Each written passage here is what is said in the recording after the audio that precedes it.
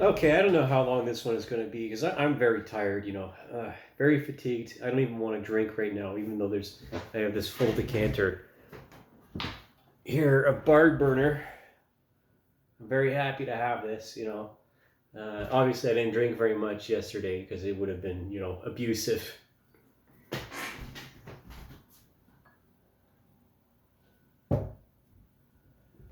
Okay, so anyways, this is inspired by, obviously learning about the Queen of Canada.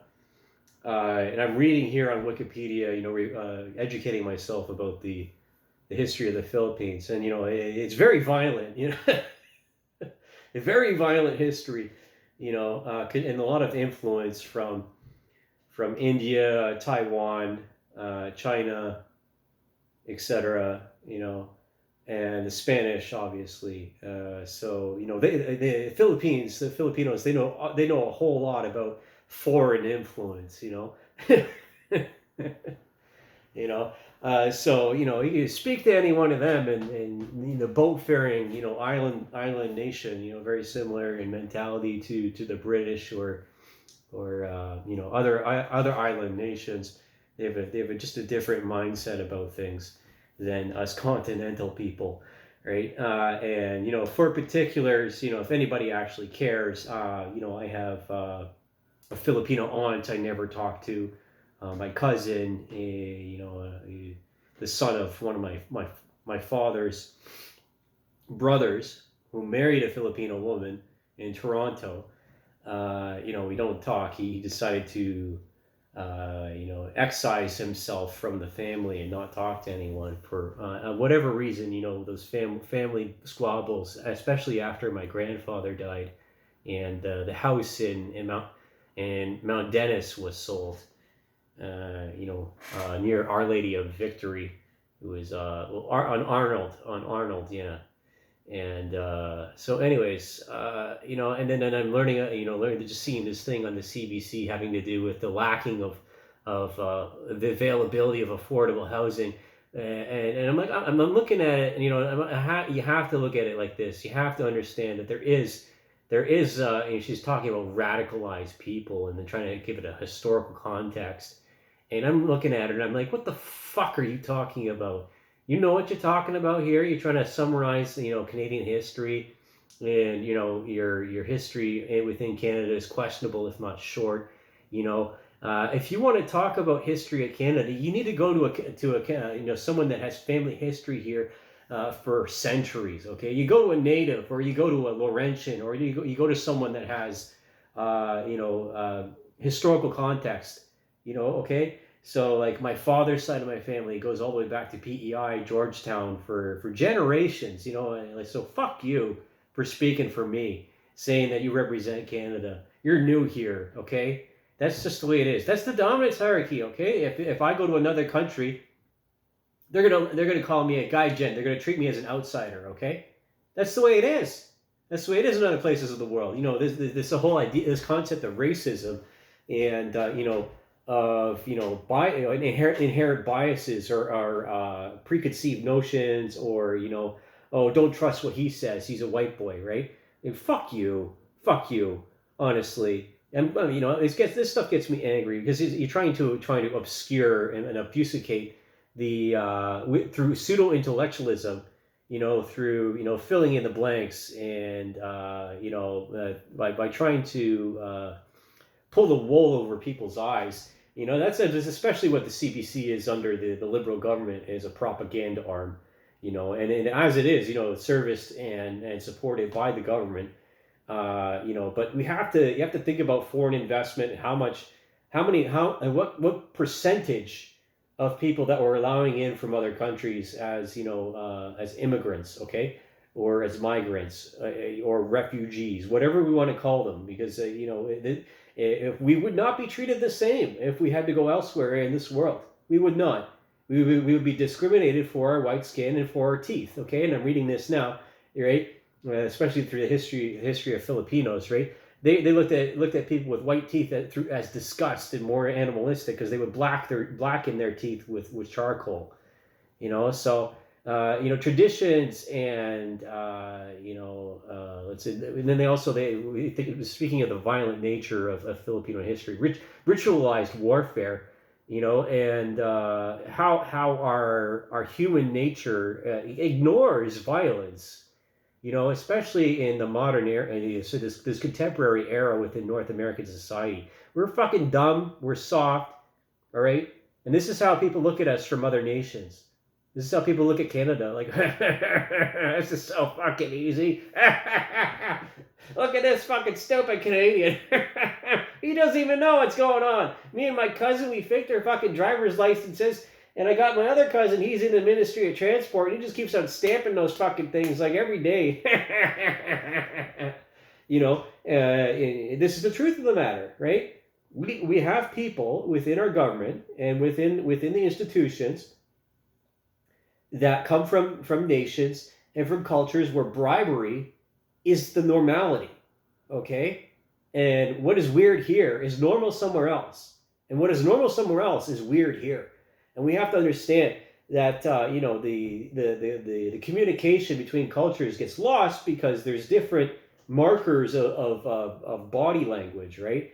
And different, body language is the universal language, right? You can get most of what you want to say through to other people. But when we allow too much foreign investment, okay, then we're no longer a nation, right? You're no longer integrated. You no longer have traditions, and everything gets undercut, undermined, and all of a sudden, boom, the temple falls into the fucking ground, right? And then you have Armageddon.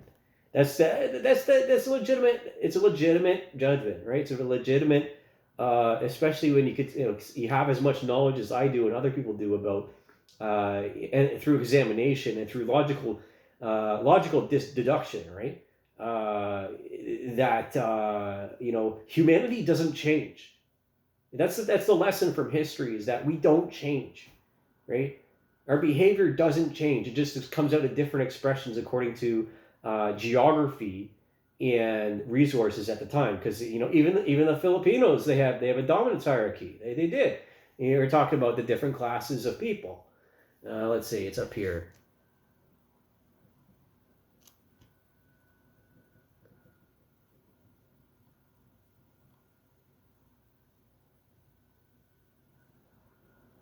Now, Filipinos don't think we're stupid, thankfully. They've been very good people, all the ones they've been around, very hardworking. They're quite the ethic. A lot of them share the same belief in Christianity. But when the Spanish came and tried to oppose their beliefs and everything else, I haven't even got into that. I don't need to repeat it for those who are interested, but you should look into it, because we need to know the history of the people that come here, so that we don't treat them like shit, and so that they don't treat us like shit, because that's respect, right?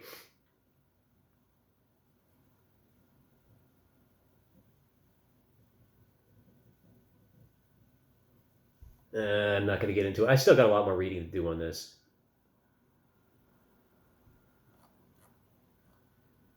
But the point of the matter is that the constant lesson of history is that if we don't learn from what has happened, right, especially after 2008, and especially what happened in the United States with the subprime mortgage crisis, right, we are not isolated from our neighbors.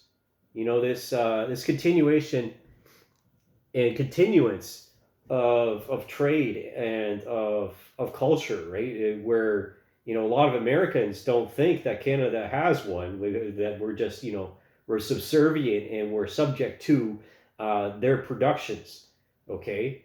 And there's a lot of misunderstandings, and I've said this in another video, that Canada shares more in common with Northern European attitudes and Russians. This is it, right? This is where we're at, and hence why I'm so energetic about this. Because if you're in the military, you know thy enemy, like know as to know thyself. Not to say that Filipinos are my enemy; they're not. But there's other people from more violent societies and more accepting of violence, more familiar with death as a normality, right? People die every day because they have so many people concentrated within overpopulation and whatnot.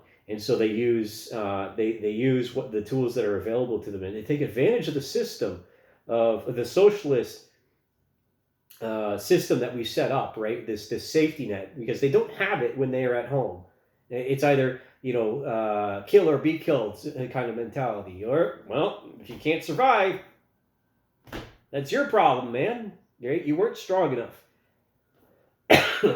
Excuse me. And so what am I going to title this one? Let's say violence and corruption. Yeah, violence and corruption. Because I know if we're not learning, if we're not distributing the information, if we're holding on to these secrets, right?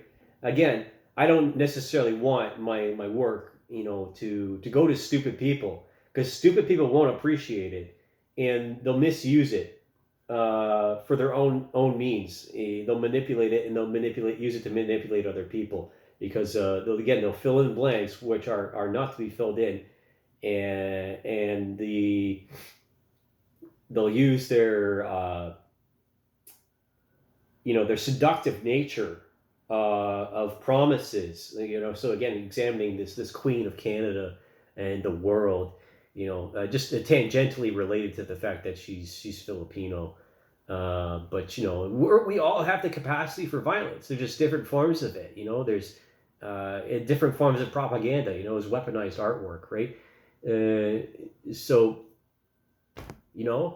try and put two and two together here, because again, we got lots of problems in Canada. We brought in too many people.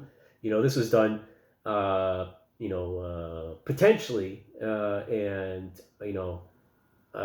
not just potentially, but highly likely done on purpose to destabilize, out of jealousy and out of incompetence and historical revenge.